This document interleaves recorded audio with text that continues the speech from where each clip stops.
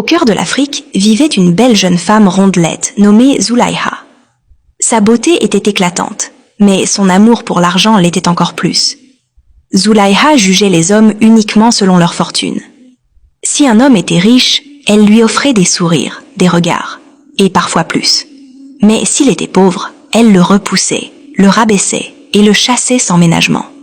Dans le village, tout le monde connaissait sa réputation. Les villageois murmuraient souvent à son sujet. Les jeunes hommes pauvres tentaient leur chance, mais elle les méprisait. Elle ne jurait que par les hommes en voiture, au portefeuille bien garni.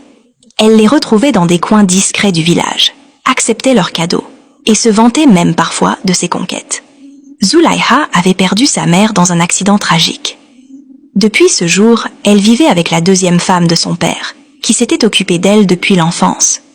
Elle l'appelait Tanti, car elle l'avait élevée après la mort de sa mère. Tanti la sermonnait souvent. « Zulaïha, l'argent ne fait pas tout dans la vie. Ce n'est pas ça qui fait la valeur d'un homme. » Mais Zulaïha haussait les épaules. Elle n'écoutait pas. Les conseils entraient par une oreille et sortaient par l'autre. Un jour, elle se lia avec un homme riche et influent, Chief Dawodu, connu pour sa dureté. Il la couvrait de cadeaux et elle était prête à tout pour lui plaire. Jusqu'au soir où il l'attira dans une hutte abandonnée. Ce qu'il lui fit ce soir-là laissa Zulaïha blessée, humiliée et brisée.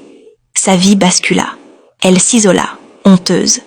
Sa belle-mère la soigna, l'aida à se relever.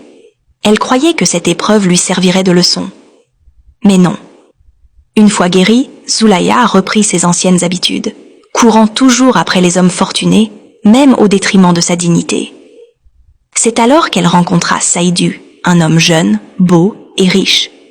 Il était ingénieur en télécommunications, envoyé par une grande entreprise pour installer des antennes relais dans la région.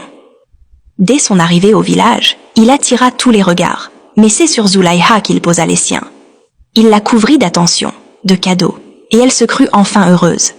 Mais très vite, Saïdou se montra possessif, jaloux et brutal.